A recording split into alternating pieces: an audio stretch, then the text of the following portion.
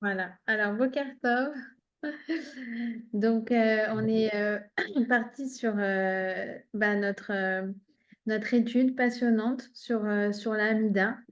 Je vais essayer en fait d'étudier à chaque fois trois brachot pour chaque cours, de manière à ce que, voilà, si Dieu veut, au mois de juillet, on est terminé toute l'étude et que voilà, ça vous accompagne après pour tout l'été et pour la rentrée. Voilà. Donc, du coup, aujourd'hui, on va faire la bracha numéro 8, 9 et 10. Euh, et on va commencer donc par celle de la santé. Donc, la huitième bracha, c'est celle de la santé. Alors, on va demander à Hachem, donc, guéris-nous, Hachem, et nous serons guéris. Sauve-nous et nous serons sauvés, car tu es notre gloire. Et apporte une guérison totale à toutes nos maladies, nos coups, nos plaies, car tu es un Dieu qui guérit, miséricordieux et fidèle. Béni sois-tu Hachem, qui guérit les malades de son peuple d'Israël. Alors voilà, ça c'est la huitième bracha. Elle est, je n'ai pas besoin de vous le dire, ô combien essentielle. Et elle comporte 27 mots. Alors, vous vous souvenez, on avait dit en introduction de la Hamida qu'en fait, nos sages, les Anshe Knesset Agdola, avaient mis en fait énormément de codes secrets derrière chaque bracha, derrière chaque mot. Et en fait, là, le fait qu'il y ait 27 mots, c'est pas fortuit, c'est pas anodin, parce qu'en fait, ça correspond au verset dans lequel Hachem s'engage à nous envoyer la guérison et nous protéger de toutes les maladies. Alors, ce verset, il est dans Parashat Béchalar. Je ne sais pas pourquoi je ne le retrouve pas là dans le livre. Mais en tout cas, donc il y a un verset, vous regarderez, où Dieu s'engage à nous enlever toute forme de maladie.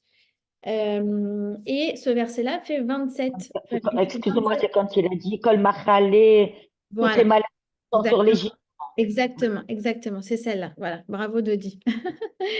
Alors, donc ça c'est pour les 27 mots. Est-ce qu'elle est cette bracha? Voilà. Si tu écoutes la voix de Hachem, ton Dieu, si tu t'appliques à faire sa volonté, si tu es docile à ses préceptes, aucune des plaies dont j'ai frappé l'Égypte ne t'atteindra, car je suis Hachem qui te guérit. Voilà, c'est ça. Shemot 15, 26. Cette bracha, elle se situe en huitième position. Alors, c'est quoi le lien avec le chiffre 8? Alors déjà, c'est parce qu'en fait, ça correspond au huitième jour de la Brit Mila. Toute guérison dans ce monde et toute même avancée dans la recherche dans le domaine de la santé ou toute innovation dans voilà, la recherche sur le cancer ou autre, la création d'un remède, une nouvelle thérapie, toute innovation dans le domaine de la santé a pour origine une chose, c'est la première guérison de notre histoire. C'est quand? C'est le moment où l'ange Raphaël est venu apporter la guérison à Abraham après sa Brit Mila. Et là, tous les anges se sont proclamés Baruch Ata Hashem, Rofe Chole Amo Israël. C'est d'ailleurs une grande ségoula au moment d'une Brit Mila de prier pour la bonne santé. Si vous allez à une Brit Mila, c'est très bien à ce moment-là de prier si vous avez des noms en tête. Malheureusement, on en a beaucoup trop en ce moment de prier pour la Refoua Shelema. À ce moment, on dit que tous les malachim, tous les anges, ils sont là et ils disent Baruch Ata Hashem, Rofe Chole Amo Israël. Ça, c'est le premier lien avec le chiffre 8. Vous vous souvenez que la position des brachot n'est pas fortuite. D'accord? À chaque fois, il y a un lien aussi par rapport à la position dans laquelle la thématique dont la bracha parle s'adresse. Le deuxième lien avec le chiffre 8, c'est quoi? Eh bien, c'est qu'en fait, la médecine, on a l'impression que c'est l'aboutissement, voilà, d'une recherche qui est concrète, terrestre, et que tout se joue au niveau purement matériel. Or, tout se joue en fait au niveau spirituel. Ça veut dire que comme je vous ai dit, toute innovation, toute avancée, toute guérison, en fait, vient des mondes supérieurs. Et ça, c'est la signification du 8. Pourquoi? Parce qu'il faut savoir que, comme le dit le Maharal, le 7, c'est le monde du naturel, c'est le monde du compréhensible, du cartésien, de la logique. Ça, c'est le monde du 7. Le monde du 8, c'est au-dessus du 7. C'est le monde surnaturel, c'est les mondes supérieurs, c'est les mondes spirituels. Comme pour te dire que si cette bracha se situe en place numéro 8, c'est parce que la médecine et la santé sont en réalité des domaines qui sont le fruit des mondes d'en haut. Et d'ailleurs, briout vient du mot bria. Briout, ça veut dire santé. Et bria veut dire création. Pourquoi? C'est quoi le lien? Parce qu'en fait, sachez une chose. La briout, la santé, ce n'est pas quelque chose d'anodin. En vérité, c'est une bria, une création et une recréation en permanence. De quoi? De notre système de santé. À chaque instant, à chaque fraction de seconde, eh bien, Hachem recrée, redéfinit un système très, très complexe d'une infinité de paramètres qui sont, Baruch Hachem, parfaitement bien activés, bien orientés, bien équilibrés, bien dosés.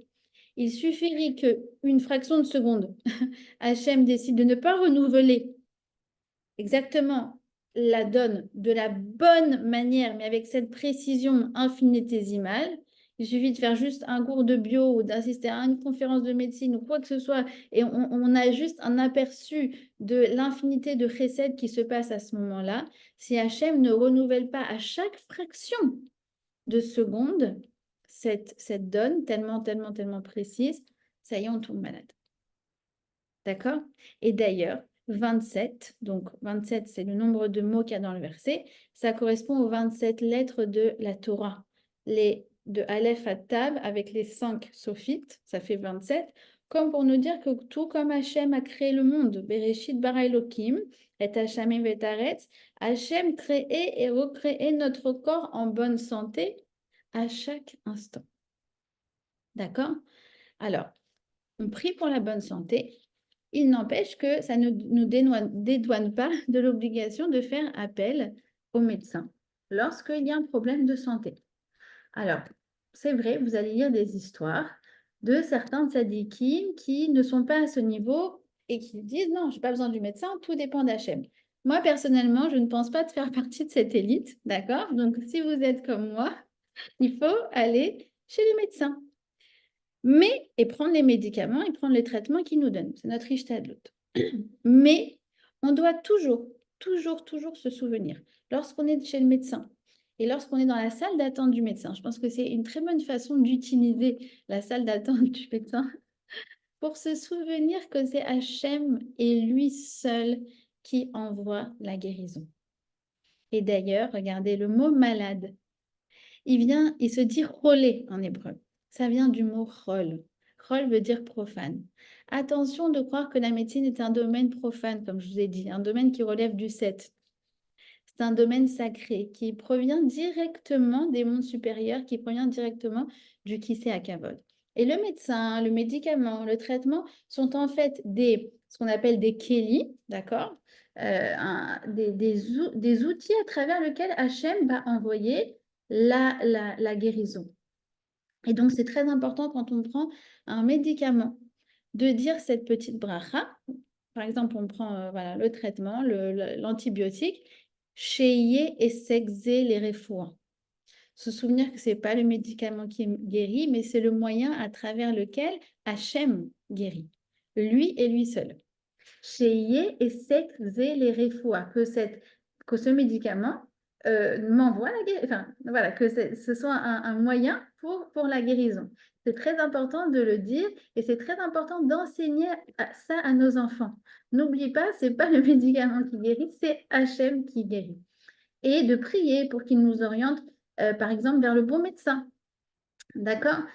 En fait, il faut... Très intéressant, la médecine, c'est qu'en fait, on joue le jeu, mais c'est interdit de se prendre au jeu.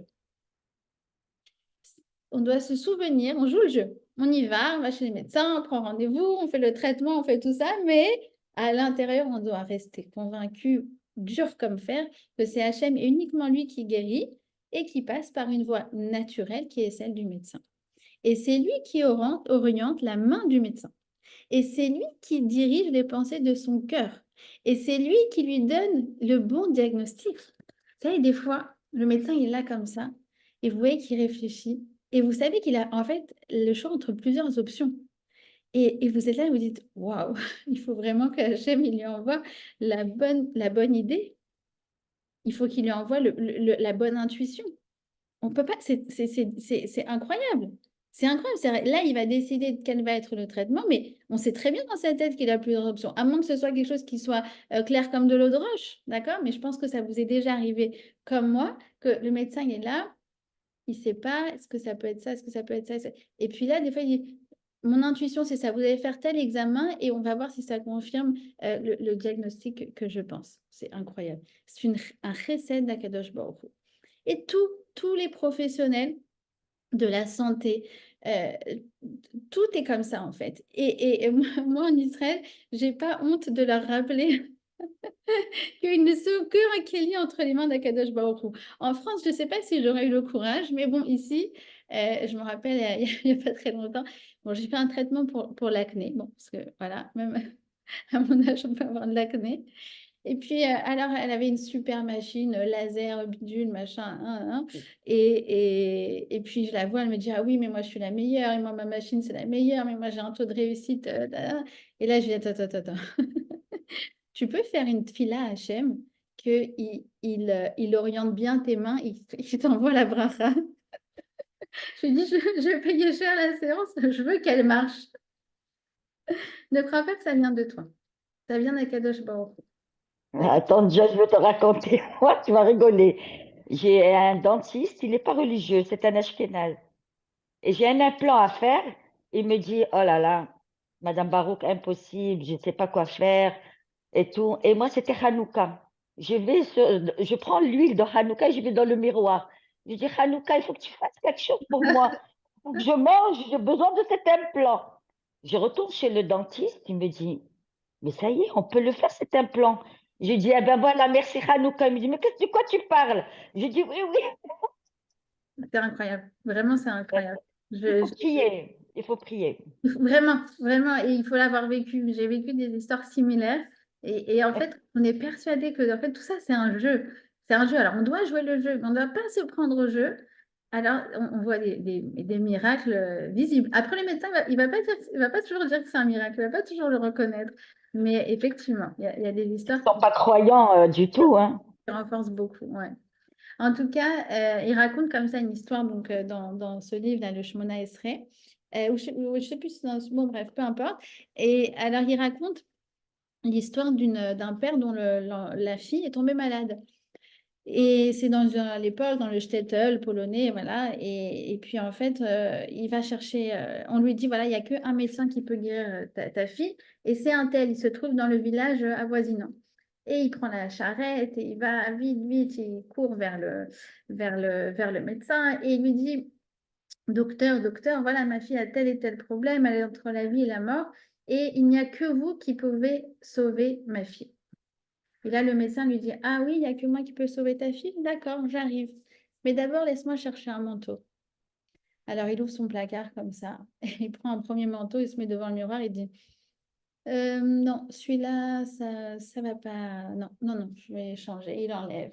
Il repose le sein sur le cintre. Il choisit un deuxième manteau. Il se regarde dans le miroir. Il dit, j'hésite. Qu'est-ce que vous pensez? Il me va bien ou pas?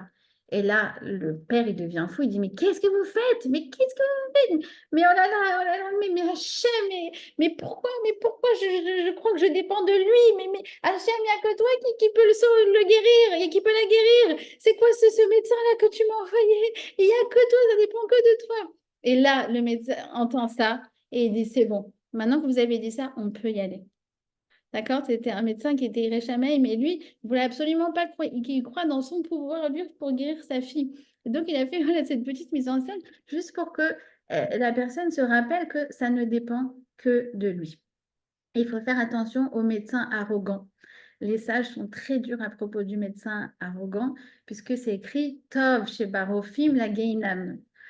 Alors, Tov Sheba Rofim la Geinam, donc ça peut être traduit par même un bon médecin, voilà, même un bon médecin peut aller au Geinam. Alors, mon beau-père qui est médecin, je peux vous dire que cette phrase, elle lui reste dans la tête constamment. Tov, à chaque fois que je l'ai entendue peut-être 20 fois de sa part. Un Dodi, vous connaissez du coup mon beau-père. C'est Ben oui, le docteur de Dodi. ça Alors, sauvé à Sheba Kippour, Rofim à la la Geinam. synagogue. Voilà. Alors, il dit, le médecin arrogant, attention, celui qui, c'est quoi? C'est celui qui croit qu'il est Tov. Tov chez Barofim, celui qui croit qu'il est bon. Oui, je suis au top, je maîtrise ma spécialité. Celui qui a une confiance absolue dans la science, dans la médecine moderne, dans son propre talent. La médecine moderne qui a d'ailleurs ses limites parce qu'elle ne fait pas du tout, quasiment pas de prévention, elle fait que de la guérison.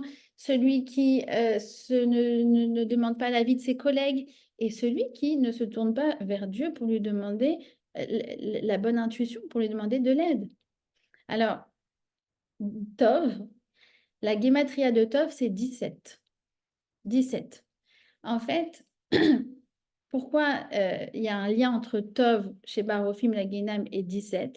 Parce que ça serait un médecin, un docteur qui prie Tov, qui prie 17. C'est quoi, il prie 17? En fait, il fait Shmona Esrei le 18, mais celle de la guérison, hop, j'enlève un, ça fait 17. Il dit, voilà, bon, tout le reste est vrai, c'est Hachem qui gère, mais la médecine, je suis pro, c'est mon domaine. Attention, Tov chez Barofim, la Guénam, celui qui prie 17, Tov, au Guénam. Cette prière-là, elle rappelle même aux docteurs, et encore, ils doivent encore plus avoir de kavana que nous, ça doit lui rappeler que Dieu est la source de toute la foi et que il doit prier ça vraiment avec intention, avec kavana. C'est très, très important. D'accord? Et c'est pour ça que on a la prière du Rambam. En général, chez les médecins qui ont la Hirat Shamaim, vous allez le trouver encadré, la prière du Rambam. Et d'ailleurs, c'est le serment sur lequel les médecins juifs doivent prêter. Attention, les juifs n'ont pas du tout, du tout, du tout le droit de prêter serment avec le serment d'Hippocrate. D'accord? Le serment d'Hippocrate, c'est horrible. C'est je prie par Apollon, par les dieux, les déesses, les machins. On n'a pas du tout. Voilà, si vous entendez des étudiants en médecine, vous les prévenez bien que quand ils doivent prêter serment, c'est sur le Rambam. Et le Maïmonide, qui est un grand médecin, c'est très très beau, je l'ai imprimé. Voilà, je ne vais pas tout vous lire, mais il demande comme ça. Mon Dieu remplit mon âme d'amour pour la médecine et pour toutes les créatures. Que je n'ai pas la soif du gain ou la recherche de la gloire, que ça ne m'influence pas dans l'exercice de la médecine. Car les ennemis de la vérité et de l'amour des hommes pourraient facilement abuser de moi et m'éloigner du devoir de faire du bien à tes créatures. Voilà, c'est très très beau. Fait que je ne vois euh, que l'homme dans celui qui souffre, fait que mon esprit reste clair auprès du lit du malade, ne soit distrait par aucune pensée étrangère, etc. Et c'est très beau à la fin, il dit donc donne-moi la force, la volonté, l'occasion d'élargir de plus en plus mes connaissances. Donc on attend d'un médecin qui soit consciencieux et en même temps éloigne de moi l'idée que je peux tout. D'accord? C'est très, très beau. En fait, c'est ce juste équilibre entre eux, voilà, être consciencieux et en même temps avoir conscience que ça ne dépend pas de nous. D'accord? Donc ça, c'est vrai pour le patient et c'est vrai donc a fortiori pour le médecin. D'accord? Et on doit prier avec ferveur pour avoir la réfoua pour avoir la bonne santé. C'est-à-dire qu'en fait, très souvent, on se retrouve dans une situation où on prie pour la bonne santé. Bon, voilà, voilà, voilà. Et puis que Dieu préserve, c'est que quand on est face à une situation on sent qu'il y a un danger, un quelconque danger, que là, en fait, on réveille les tfilotes dans tous les sens pour la réfoua chez les mains, etc. En fait, on doit prier avec ferveur, comme je vous ai dit, c'est une recréation quotidienne. On doit prier pour que Hachem maintienne cet équilibre bon en permanence à chaque fraction, chaque instant et chaque seconde. Et d'ailleurs, dans le Shir Hashirim, il y a écrit comme ça, c'est comment? Nishbat Yetrem, Benot Yerushalayim, Imtim Tsewet Dodi, Matagidulo, Kicholat Ahava Ani. la, Ah ouais. la femme qui s'adresse en fait à ses amis, on va dire, et qui parle d'Akadosh Baruch Hu. C'est une allusion sur le peuple juif qui rencontre les nations et enfin, pardon, de son bien-aimé. Donc l'allusion, c'est qu'en fait, c'est le peuple juif qui parle d'Hachem et qui dit, je suis malade d'amour. En fait, ce que veut nous dire le Shlomo Ameler dans le Shir HaShirim, c'est que parfois, on est malade pour réveiller nos sentiments d'amour qui sont endormis en nous. Parfois, voilà, on prie Hachem, bon, mais ça va, c'est bon. Oh, Hachem, voilà, tout va bien, je prie, je prie, je prie. Et hop, Hachem, il envoie le virus qui te cloue au lit. Là, tu fais Hachem, je dépends de toi. Et en fait, c'est vrai, on prie jamais autant avec ferveur que quand il se passe quelque chose. Moi, je sais que presque une nostalgie. J'ai eu un enfant qui était à l'hôpital. Enfin, bref, quand j'étais enceinte de lui, j'étais à l'hôpital. Il y avait beaucoup de mauvais pronostics sur lui, etc. Et voilà, je descendais. Bon, ça, c'est le bonheur d'habiter en Israël, c'est qu'on a la synagogue dans l'hôpital. Et donc, je descendais dans la synagogue, j'allais au Aaron Kodesh et puis je me déversais des prières, des prières, des prières. Et quand je retourne dans cette synagogue, parce que j'habite en face de l'hôpital, donc ça m'arrive d'y aller, juste je vois le Aaron Kodesh et j'ai une nostalgie des prières que j'ai prononcées là-bas. Et j'avoue que voilà, depuis, j'en ai pas fait des aussi intenses. Alors voilà, on prie Hachem qu'on n'ait pas besoin d'être malade pour réveiller notre amour. D'accord? Ça, c'est la 8e bracha. C'est la bracha de la santé. D'accord? Donc voilà, si vous avez des petites notes à écrire à côté de votre sido, et je pense que vous pouvez écrire ça. Priez avec ferveur. Dieu recrée chaque jour, chaque instant, tous les données physiologiques et tout dépend de lui. Et il faut prier avec beaucoup, beaucoup de cœur. Pas avoir à se retrouver dans une situation où on se retrouve au dépourvu. D'accord? Voilà, ça c'est donc pour la 8e bracha. La 9e bracha, c'est la bracha. D'ailleurs, excuse-moi, d'ailleurs, avant de dire Baruch Ata Ofer Chole Amo Israël, on ajoute toujours, pour se rappeler que c'est Hachem, on dit Yeratson, Bilefanecha, Titipa Eni, Betahzikoti, Babreut. Nachon, ça c'est le Donc, Frida qui ça rajoute. veut tout dire. Oui, Nachon. Oui, oui, on peut rajouter effectivement une petite prière pour rajouter. Si ça rajoute de la kavana, c'est très bien. Vous le trouvez, vous la trouvez, ce petit ajout, vous le trouvez dans le Patachenia. Voilà. Alors ensuite, la 9e bracha, c'est la bracha de la postérité. Voilà, de la bracha en fait. Je ne sais pas comment la traduire. C'est pas de la Parnassa? C'est Oui, pas de la Parnassa? c'est La pas vraiment la Parnassa. parnassa, je vais vous expliquer. C'est la prospérité. Alors en fait, ce qu'on lui demande, c'est pas de l'argent à Hachem, c'est la bracha. Et la bracha, ça n'a pas forcément de lien avec l'argent. Dans le sens où quoi? La bracha, c'est pas d'avoir beaucoup, mais c'est d'arriver à faire beaucoup avec le peu qu'on a. Et c'est pour ça que ça correspond à la 9e bracha. Ça correspond aux têtes 9, aux têtes du mot tov. D'un côté, on a ce qu'on a, et d'un autre, on a combien on profite de ce qu'on a, la jouissance de ce qu'on a. Et en fait, ça n'a rien à voir. Parole de Tunisienne, parole de kiffeur de génération en génération. Le kiff, c'est quelque chose qui se cultive. Et c'est des fois, enfin, encore une fois, ça dépend d'Hachem. Regardez, une, elle est partie au bout du monde. Elle a payé une fortune pour un séjour aux Seychelles. Mais, je sais pas, elle s'est pris la tête avec son mari pendant toutes les vacances. Les enfants, ils n'ont pas arrêté de dire qu'ils s'ennuient. C'était gastronomique, mais enfin, elle a pas aimé ce qu'ils ont servi à manger. En plus, elle a attrapé froid dans l'avion. Et elle a passé 2 jours au lit. Et puis après, elle est à la plage. Elle s'est fait piquer par une méduse. Bon, elle n'a pas kiffé ses vacances, quoi. Et l'autre, elle était à Deauville. Il faisait froid, c'était la gadoue, la marée basse. Tout était très simple, la nourriture, l'endroit, mais ils ont kiffé. Il y avait une bonne ambiance. Ils se sont fait des petits apéros comme ça sur le perron. Et puis, il y avait de la joie. Le Baal Shem Tov explique que même si la Parnassa, elle est décidée une fois par an, en Rosh Hashanah, Chaque jour, Dieu décide de nouveau de l'intensité de joie, de plaisir, de satisfaction, de ce qu'on va retirer de ce qu'on a déjà. C'est pour ça que c'est une prière journalière. Parce qu'en fait, c'est une satisfaction journalière qui se redécide chaque jour. D'accord? Et je précise que, encore une fois, c'est pas seulement prier, mais c'est aussi être dans la bonne hashkafa, dans la bonne disposition d'esprit pour profiter de ce qu'on a.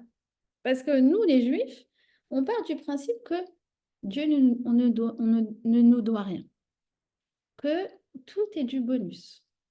Donc, ça dépend complètement de l'état d'esprit, de ce qu'on voit autour de nous aussi. Ça veut dire que les gens, je parlais de ça hier soir, les gens qui regardent je sais pas, là, les influenceuses ou les influenceurs qui ont super maison, qui partent en vacances dans je sais pas quoi, qui sont bidules, qui sont machin. Je vais vous dire, une fois dans ma vie, vraiment, merci à Hachem, je suis très, très protégée de ça. J'ai un téléphone cachère, j'ai pas de réseaux sociaux, voilà. Mais une fois, on m'a parlé d'une émission, on m'a dit, tu vas voir, c'est hyper intéressant, c'est des filles idiotes, religieuses, mais qui réussissent très bien. Bon, en fait, elles sont milliardaires, bidule, machin. Et je regardais l'émission, et puis, bon, chacune, elle a une maison incroyable, la piscine, je vous assure, au bout de 20 minutes, je ferme l'écran, je regarde ma maison, je fais... Là, le tuyau, ça va pas. Là, il faut changer. Là, le joint, c'est pas bon. Là, truc. Ouais, tout d'un coup, mes yeux se sont dessillés sur tout ce qui va pas, quoi. C'est terrible, c'est terrible. Ça veut dire que ceux qui sont dans ce truc-là, mais vraiment, je les plains. Leur vie peut leur paraître grisonnante. Voilà. Alors moi, par exemple, je lis des biographies de gens qui ont passé des épreuves. Voilà, je vous montre par exemple ça. 600 pages en anglais, écrit tout petit, de quelqu'un qui a été emprisonné, innocent, 9 ans de prison, et qui raconte comment il a gardé laImouna El Bitachon, comment il a gardé la foi en prison. Et c'est incroyable. Moi, j'aime bien lire des histoires comme ça, des gens qui ont passé des épreuves, des survivants. Et puis après, c'est vrai, quand tu lis ça, alors je te jure, tu te lèves dans ton lit et tout te paraît très rose. D'accord? Donc, c'est pas qu'une prière. Il faut faire attention aussi. Qu'est-ce qu'on cultive? Qu'est-ce qu'on regarde? D'accord? Et voilà, cette bracha, donc, on demande la bénédiction, la bienveillance. Donc, en été, on demande la rosée. En hiver, on demande la pluie de bracha, la vie, la satiété. Voilà, je pense que c'est une bonne traduction, la satiété. Le shalom, on va beaucoup en parler du shalom. Euh, voilà, donc en fait, on demande tout ça. Et on demande Beshana Azot, cette année, maintenant, pas demain. C'est très important, ça fait partie aussi du disposition d'esprit d'une personne qui sait profiter de ce qu'elle a. C'est pas demain. Ah, ça sera bien quand on va déménager. Ah, ça serait bien quand on va partir en vacances. En attendant, on se serre les dents. Non, c'est maintenant qu'il faut kiffer. Le kiff, c'est du sérieux. C'est quoi cette vie de genre? Moi, j'ai vécu aussi, j'ai un peu travaillé en France et je me rappellerai toute ma vie. C'est là que j'ai une des raisons qui m'a fait fuir la France. Je me rappelle, la secrétaire, quand je travaillais en bureau, elle revenait de vacances et puis là, elle avait un calendrier et c'était J-50. J-50 avant quoi? Bah, avant les prochaines vacances. Alors qu'elle revenait de vacances. Et donc, en fait, tu ne vis pas cette vie. Tu survis entre des plages de vacances. Alors, en Israël, on n'a pas beaucoup de vacances. Mais du coup, on est formaté autrement. Et on profite, profite de ce qu'on a maintenant. Et on grappille comme ça, 2 jours, 3 jours. Mais on vit maintenant Hashana Azot. D'accord? Hashana Azot, cette année-là, ça veut aussi dire que dans l'esprit juif, il ne faut pas être trop prévoyant en ce qui concerne l'argent. En fait, il y a un juste milieu. Mais c'est ce que dit le Talmud. Se priver aujourd'hui dans le but de mettre de l'argent de côté au cas où, je ne dis pas si on a un projet d'achat ou quelque chose comme ça. Non, au cas où, c'est un manque de émouna. D'accord? Et ça, on l'apprend de la manne. D'accord? La manne, on recevait pour le jour même et on n'avait pas le droit de mettre de côté. Et puis en fait, même si on mettait de côté la manne, eh bien, elle pourrissait. Donc, imaginez, pendant 40 ans, nos ancêtres ont vécu dans le désert, et puis dans la tente, tu ouvres les placards, il n'y a rien. Tu ouvres le frigo, il n'y a rien. Tu dis, mais je dépends de ce que Hachem enverra demain. Et aujourd'hui, je dois me contenter de ce que j'ai. Et tu distribues la manne comme ça à tes enfants. Et tu dois apprendre à vivre aujourd'hui sans te soucier du lendemain. D'accord? Et on a eu 40 ans de stage de manne. Joy, alors qu'est-ce qu'on fait Voilà. de ce qu'il... Excuse-moi. Et Oui. alors, comment il a fait Youssef Hatzadi quand il a engrangé pour les années Non, d'après? c'est pas au cas où. C'est ça la différence. C'est pas au cas où. Là, c'était en prévision de ce qui allait arriver. Si on sait que, par exemple, il y a une prévision, on va devoir avoir une grosse dépense, on va devoir sortir de l'argent, eh bien sûr qu'il faut mettre de l'argent de côté. Non, ce qui n'est pas bon, c'est au cas où, au cas où, au cas où quoi? Ben, c'est nous qui créons le au cas où. Parce que vous savez que la pensée, elle est créatrice, d'accord? Donc, on doit s'habituer, en fait, à se dire que Dieu nous a envoyé l'argent aujourd'hui, mais il en possède assez pour nous envoyer dans le futur. Oui, Donc, la tu chose, veux c'est dire que qu'on doit vivre le jour, quoi. je dis pas qu'on c'est un juste milieu. C'est un juste milieu. D'accord? Évidemment, quand on a des enfants, on sait qu'on va devoir les marier, etc. On réfléchit, on s'organise, mais sans en faire trop. Moi, je dis toujours, il faut avoir un train d'avance, mais pas deux. D'accord? Ça veut dire pas trop s'angoisser, faire des prévisions, prévoir, et au cas où, et au cas où, et au cas où, et au cas où. Non, ça va. Dieu nous envoie de l'argent maintenant et il va nous en envoyer demain. La pensée goy, c'est gardons, gardons, capitalisons et moins tu dépenses et plus tu auras. Et nous, on dit le contraire. On dit en fait, plus tu dépenses, plus tu montres que tu as des besoins et plus Hachem va t'envoyer la bracha. C'est le contraire. Et c'est une pensée, en fait, et c'est la bonne HKFA, mais c'est à celle-là qu'en fait, on doit s'habituer. Il dit, le Rav Yakovson, il dit, Tov, les familles, les bases kesef. Il dit, c'est bien de temps en temps même de gaspiller un peu d'argent. Bon, bien, ça va. Quelqu'un qui gaspille, ça veut dire que ce n'est pas le centre de sa vie. Vous voyez ce que je veux dire? Encore une fois, ne me prenez pas voilà, c'est un juste milieu. Il faut, évidemment, D'ailleurs, distribuer. Kadosh Baruch Hu, il nous dit d'ailleurs de dépenser pour les vendredis, les Shabbatot. Mais oui, Dépensez, dépensez, je vous donne. et Allez. ça aussi, alors là, pour le coup, Dodi, on voit des miracles. On voit des miracles. Moi, des fois, je dis à Hachem, je dis, regarde, ça, ok, je le dépense, mais je veux le revoir. Je veux le revoir. Ma mère aussi, elle pourrait dire, je ne sais pas si elle est encore allée sur le Zoom. Ma mère, elle m'a éduquée comme ça. Elle m'a dit, ouais, tu vois, je lui dis, je veux le revoir cet argent. Elle me dit, dans une autre occasion, hop, je sais, il va me le rendre ailleurs. On n'a aucun, aucun souci à se faire. Aucun souci à se faire. Il faut être prévoyant parce qu'encore une fois, on joue le jeu sans se prendre au jeu. D'accord? Et d'ailleurs, voilà, si je parle de ça, mon grand-père, Zichrono Livracha, il disait toujours, ne voyage pas trop loin pour la Parnassa. C'est une bracha qu'on se fait d'ailleurs. Quand on fait le Birkat Amazon, on mange chez quelqu'un, on fait la bracha pour celui qui nous reçoit. Alors, on prie que Nechasav Krovim Na'ir, sa source de subsistance, son métier, se trouve près de chez lui. Parce que d'avoir une bracha qui est très très loin, ça joue beaucoup sur la qualité de vie, de faire 1 heure 2 heures de transport, le RER, le bidule, le machin, etc. Alors lui, il avait résolu le problème. Il a, il a toujours travaillé chez lui. Il avait transformé sa maison en bureau. Il avait des employés. Et même à l'âge avancé, il a pu travailler jusqu'au dernier jour, jusqu'à l'âge de 91 ans. Il a travaillé parce que, voilà, comme il prône le Rabbi de Lubavitch, on ne doit pas prendre sa retraite.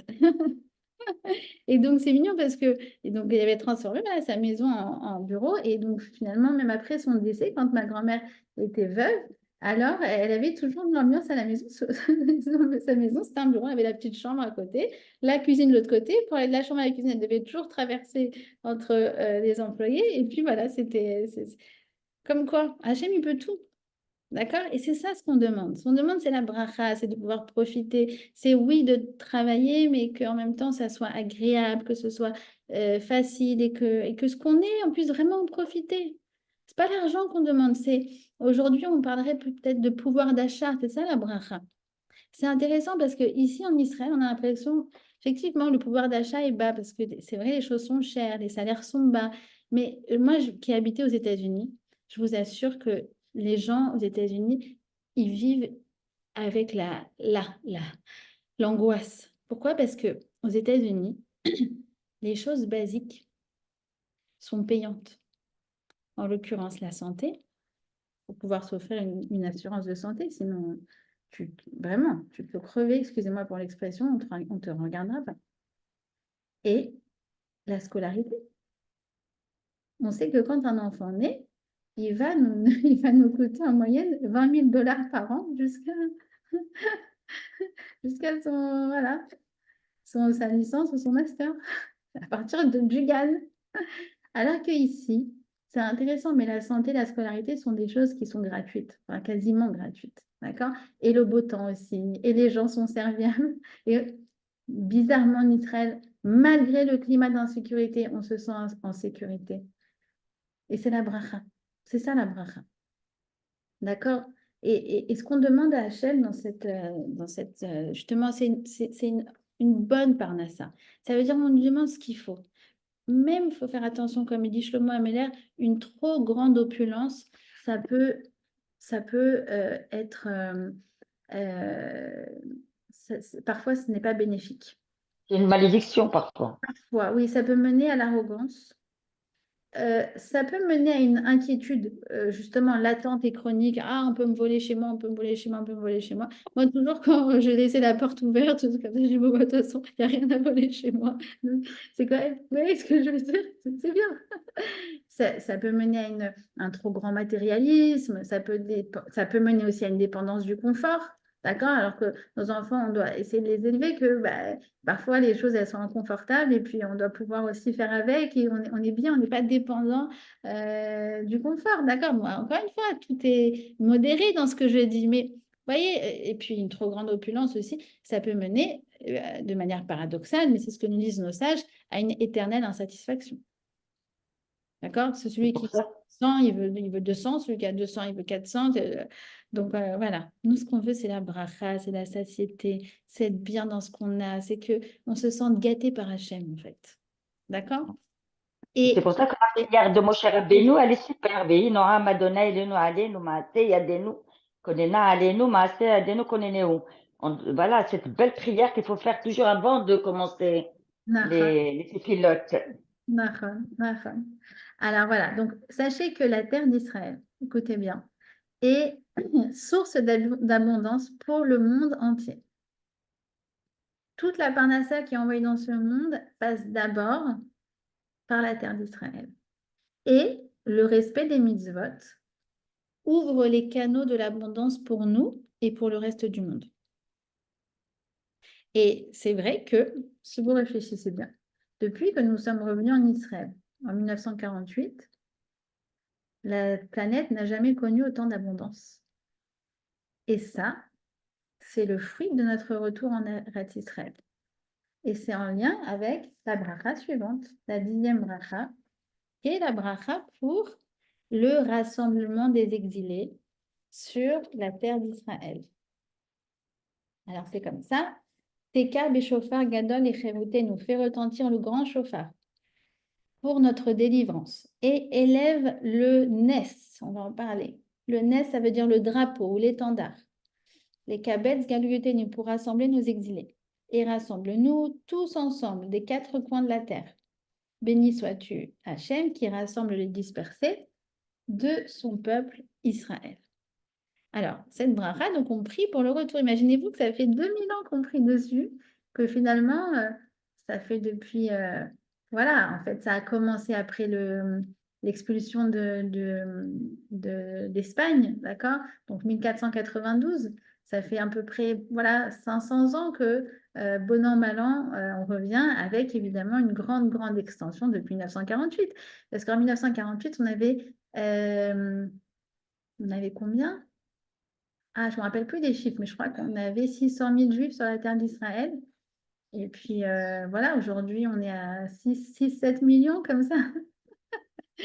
D'accord, donc c'est une bracha, voilà. C'est la bracha, moi je dis toujours, qui donne la force à l'agence juive. Voilà, elle repose sur ça. Elle ne tient dessus depuis 100 ans, celle qui fait donc ramener les juifs en terre d'Israël.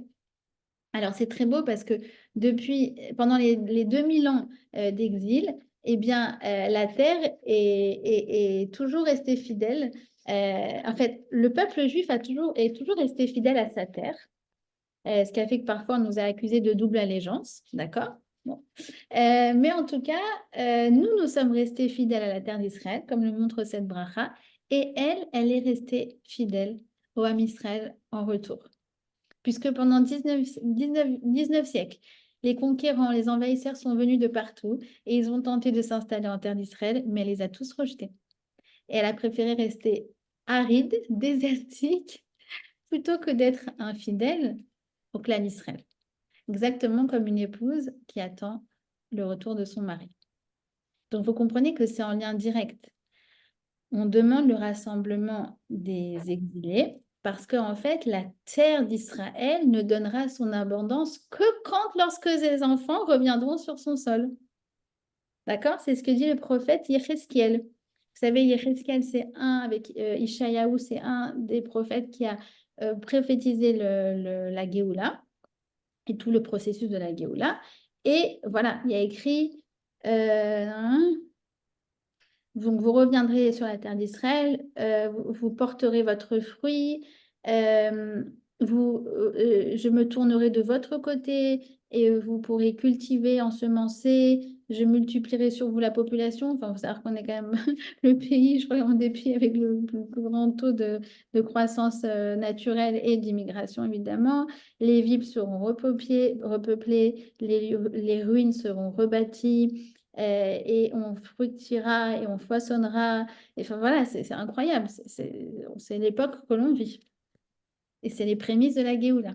Et d'ailleurs, dans le Talmud Sanhédrin, il y a marqué qu'il n'y a pas de signe de Géoula plus imminent que les collines d'Israël en fleurs. Et cette bracha, Kibbutz Galouyot, le rassemblement des exilés, c'est la 10e bracha. Comme je vous dis à chaque fois, ce n'est pas fortuit. 10, c'est le Yud. Le Yud, c'est la plus petite lettre, toute petite, et c'est le symbole de la petitesse, le symbole de l'humilité. D'ailleurs, c'est en rapport avec le minyan qui a 10. C'est 10 personnes un minyan. Pourquoi? Parce qu'en fait, quand on rentre, un homme en tout cas rentre dans le minyan dont il est dépendant pour prier, il dit ah, je suis que 1/10 finalement d'un tout. Et même le plus grand rave ne pourra jamais se sentir autosuffisant parce qu'il est dépendant du yud, du 10. Et il réalise 3 fois par jour lorsqu'il doit trouver un minyan pour prier qu'il a besoin des 9 autres juifs pour pouvoir s'adresser à Hachem. Et oui, même lui, il a le tatoué. Oui, même lui qui ne connaît rien en Torah, il a besoin de lui pour pouvoir s'adresser à Hachem. Et en vérité, l'humilité et la solidarité, qui sont les deux thématiques de cette bracha, sont en fait les vrais facteurs de bracha. D'accord? Alors, Hachem, on lui demande, Teka beshofar gadol, fais retentir le grand chauffard. Alors, de quel chauffard on parle? D'abord, comme nous disent nos prophéties, au moment de la Géoula, il y aura un grand chauffard. Ça, c'est la première chose. Et deuxièmement, le chauffard peut être entendu au niveau allégorique, dans le sens où nous avons tous un chauffard à l'intérieur de nous. Et parfois, on demande à Hachem, réveille le chauffard qui est en chacun des Juifs. Le retour des gens qui sont assimilés et qui ont envie de se réveiller à la Torah, qui ont envie de se réveiller à la proximité avec Hachem et qui ont envie de venir en Eretz Israël. Et cette bracha-là, en fait, elle s'adresse à deux types de juifs. Il y a ceux qui sont mal à l'aise dans le pays où ils se trouvent et qui, du coup, voient en Israël une promesse de réussite et d'abondance. Et un deuxième type de juifs, c'est ceux qui sont très à l'aise dans le pays où ils sont. Ils sont dans leur bulle, ils sont installés confortablement. Ils ont d'ailleurs leur Sina, l'hyper cachère, l'école juive. Toi, ils ont bien. Qu'est-ce que tu veux? Pourquoi tu veux qu'ils viennent? Alors pour eux, il faudra un S, un miracle. Et il dit le Rav Moshe Shapira, Nes, ça veut dire deux choses en hébreu. Ça veut dire un drapeau et ça veut dire un miracle. D'accord? Pourquoi? Parce que le miracle, c'est en fait le drapeau d'Hachem, si vous voulez. D'accord? Il l'agite pour nous réveiller. Alors, il dit que une preuve aussi visible, que c'est comme une preuve aussi visible qu'un drapeau qu'on agite, d'accord? Eh bien, en fait, c'est ça le NES. Tu regardes aujourd'hui n'importe quel média et tu vois ce qu'ils disent sur Israël. Et tu vois à quel point tout est tellement de mauvaise foi. Et tu vois toute la rhétorique inversée de nous qui faisons un génocide, de nous qui sommes des nazis, et tout ce qui est en dépit du bon sens. Et là, tu dis, mais Hachem, t'es trop fort, quoi. Tu leur as envoyé, tu leur as, pardon, enlevé tout discernement. Les gens n'ont plus aucune bonne foi, quoi. C'est incroyable. C'est incroyable. Alors, il y en a qui deviennent fous. Les médias, ils deviennent fous. Puis il y en a, en fait, qui se font une raison et qui disent, ce phénomène n'est pas logique. Comme j'ai parlé avec quelqu'un il y a 2 jours qui est très, très, très, très cartésien. J'ai rarement rencontré quelqu'un de... Pour lui, tout est logique. Et puis, il me disait, bah, quand on voit ce qui se passe en France, en fait, ça relève du domaine de l'incompréhensible. Et une fois qu'on a compris ça, bah, on se calme. Donc, tu vois qu'en fait, Hachem, à travers les médias, il agite le drapeau. Wouhou.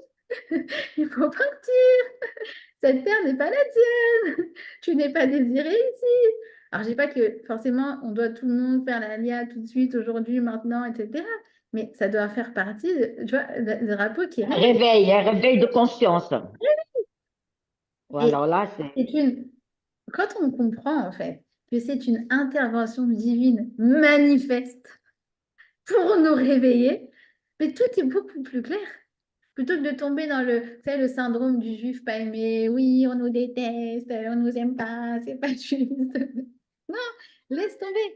C'est complètement irrationnel. C'est Hachem qui agite, qui fait une preuve manifeste ils de nous envoient des messages. pour nous rappeler que cette terre n'est pas la nôtre. Comme ça a été le cas avec l'affaire Dreyfus, comme ça a été, je n'ai pas besoin de vous faire un dessin, avec tous les événements, parfois les plus malheureux comme la Shoah. D'accord? Donc, voilà. Et d'ailleurs, il y a un rave au 19e siècle qui a dit que la preuve la plus claire que l'exil est en train de se terminer, c'est le Rav Yoshua Mikutna. Il dit que, en fait, le vrai NES, dans le sens preuve manifeste, c'est qu'il y a une volonté de retour qui se fait chez tous les bords dans le peuple juif. Ça veut dire, en fait, chez les religieux comme chez les non-religieux, séfarades, ashkénazes, enfin, souvenez-vous, yéménites, marocains, les Éthiopiens, et puis il y a aussi toutes les aliyot, là, il y a des élèves du Gaon de Vilna, il y a du Baal Shem Tov, les religieux communistes, les non-religieux communistes, pardon, excusez-moi. Et tout ça sur 500 ans, bah, en fait, tu te rends compte qu'il y a un réveil qui se fait au niveau du Ham Israël et de l'âme d'Israël, et qui n'est pas circonstanciel ou raisonnable. C'est tous des gens qui ont tout quitté pour des raisons qui sont absolument différentes et qui arrivent ici et qui se rassemblent et ça marche. Et ça marche. C'est-à-dire, en fait, vous comprenez qu'on on vit quelque chose de miraculeux. Je pense qu'il faut s'en rendre compte. Et cette bracha, elle est là pour aussi nous réveiller. L'étendard qui nous réveille. C'est que, d'abord, aucun peuple n'a réussi à tenir pendant 2000 ans en exil. Aucun. Sachez que vous savez que la Chine a envahi le Tibet. Oui. Et donc le Dalai Lama, il voit tout donc son peuple et notamment sa religion, enfin sa culture, on va dire, qui après, je crois que ça a été envahi dans les années 60 peut-être, donc ça fait quoi du coup, ça fait 60 ans.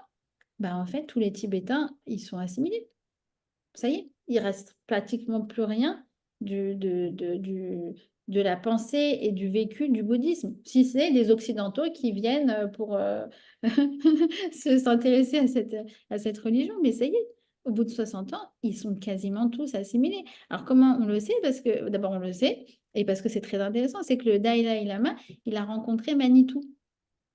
Et quand il a rencontré Manitou, il a dit, comment moi je le vois là, je ne sais pas combien de temps ça faisait déjà que ça avait été envahi par la Chine, peut-être 20 ans. Il dit, moi déjà en une génération, je vois que ils sont quasiment tous en train de s'assimiler. Et vous, ça fait 2000 ans, ça veut dire pratiquement 100 générations, et vous êtes fidèle à vous-même. Alors évidemment qu'il y a eu des pertes collatérales au passage, mais n'empêche que ceux qui sont restés, ils sont voilà, fidèles aux valeurs, fidèles aux mitzvot. Donc aucun peuple n'a réussi à tenir pendant 2000 ans. Aucun peuple n'est revenu. C'est peut-être pour ça aussi qu'on nous en veut. Et en plus de ça, tout était prévu par un plan divin explicité il y a 3000 ans, 3500 ans dans nos textes noirs sur blanc. C'était prévu. D'accord, je ne vous rapporte pas les psukim, là je ne les ai pas sur moi, mais dans Sefer Devarim, il y a marqué que Dieu va nous rassembler après une longue période d'exil et qu'on va revenir sur notre terre et que, comme je vous ai dit, elle va fructifier. Enfin, voilà. On est, comme il a dit joliment Gabriel Lévy, on est l'encre du Tanakh. Voilà. Donc, on demande de revenir yachad, yachad, ensemble, c'est très important. Vekabetzenu yachad, me'arba kanfot haaretz la'artzenu. Il faut qu'on soit ensemble, il n'y a pas le choix. Puisque la haine gratuite, vous savez, la sinatrinam, le fait qu'on ne se porte pas dans le cœur, qu'on n'espère pas des bonnes choses les uns pour les autres, qu'on a des préjugés, enfin voilà. Tout ça, c'est à l'origine de la galoute, comment on dit la galoute en français? L'exil. L'exil. Voilà. Et d'ailleurs, on sait, nous, en Israël, qu'il y a une corrélation, que quand on est dans la discorde, alors on voit l'insécurité monter en flèche. Ici, et la légitimité des nations vis-à-vis de notre place en Eretz Israël qui descend en même temps. Alors, on s'en fiche de ce qu'ils pensent, mais c'est tellement hallucinant de voir ce manque de discernement. Et voilà, on a bien conscience que c'est la voix d'Hachem qui nous réveille pour nous dire soyez ensemble, yachad. L'ardoute. Voilà. Et je terminerai sur ça, ce qu'il dit le Sfat Emet à propos de Nes. Il dit Nes, comme je vous ai dit, c'est un étendard. C'est en fait quelque chose de tellement visible que c'est une intervention manifeste d'Akadosh Baruch Hu, d'accord? Alors dans Nes, il y a un Nun. Vous voyez, le Nun, il est comme ça dans sa forme, et il y a un Samer. Ça, c'est un demi-cercle, le Nun, et le Samer, c'est un cercle entier. En fait, on doit tous se considérer qu'on est des demi-cercles. Parce que dans la vie, on doit réaliser qu'on est successivement donneur, preneur, donneur, preneur. On a besoin les uns des autres. Personne n'a tout ce dont il a besoin.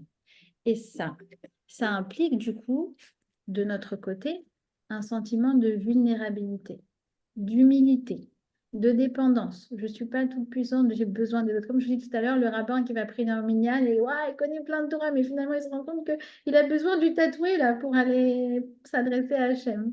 L'humilité. Et deuxièmement, ça implique chez nous aussi ce yachad, ce nun, qui est un demi-cercle. Comprendre que parfois, nous, on est le demi-cercle de l'autre pour former ensemble un samer, pour former ensemble la complétude. Ça veut dire que si un problème arrive à nos oreilles, on sait que quelqu'un a besoin d'une aide, on sait que lui, il cherche un chidour pour son frère, on sait qu'elle, elle a besoin d'argent. Alors, même si on ne peut pas résoudre les problèmes de tout le monde, si ça nous arrive aux oreilles, ce que dit le Sfat Emet, c'est qu'on a forcément la capacité de résoudre même une partie infime de son problème. Oui, exact. Et ce cercle aussi, comme il dit le Sfat Emet, c'est que parfois on est opposé. Ça veut dire un, il est opposé à l'autre dans le cercle. D'accord? Ça veut dire on n'a pas le même centre d'intérêt, on n'a pas forcément la même façon de voir les choses. De Comme voir. de ça, il y a autant de formes de visage que de manières de réfléchir. D'accord? Mais on a le même centre d'intérêt, comme un cercle qui en fait, tous les points sont réunis autour du même centre. Et c'est quoi ce centre? Il dit c'est la volonté de faire le bien. Alors parfois, la galoute, elle a changé la définition de vouloir faire le bien. Parfois, ça a été, comme je vous ai dit, les communistes, parfois, ça a été des choses qui n'avaient rien à voir avec la Torah, mais l'essence du juif. Et comme nous, des fois, on voit les manifestants sur Kaplan et on se dit, voilà, les pauvres, ils sont vraiment à côté, quoi. Mais on se dit en même temps, on voit dans leur visage que c'est des gens qui recherchent vraiment le bien. C'est juste que c'est la galoute. c'est l'exil. Et c'est le fait d'avoir été frotté aux nations, et c'est le fait d'avoir été confronté et conditionné par des messages que la société véhicule qui sont aux antipodes de la Torah. C'est ça qui a changé la définition du bien. Mais nous, on sait pertinemment que la Neshama du juif, elle se raccroche au point de Hémet qui nous rassemble tous dans ce cercle qui est la volonté Amen. du Ham Israël. Et ça, c'est le Nes du Ham Israël Amen, amen. de notre Ardoute. Voilà. Ben, c'est pour ça qu'à Purim, on donne que le machatzit à shekel. Donc, faire un Voilà, shekel. aussi. Voilà, Joy, Voilà, merci beaucoup.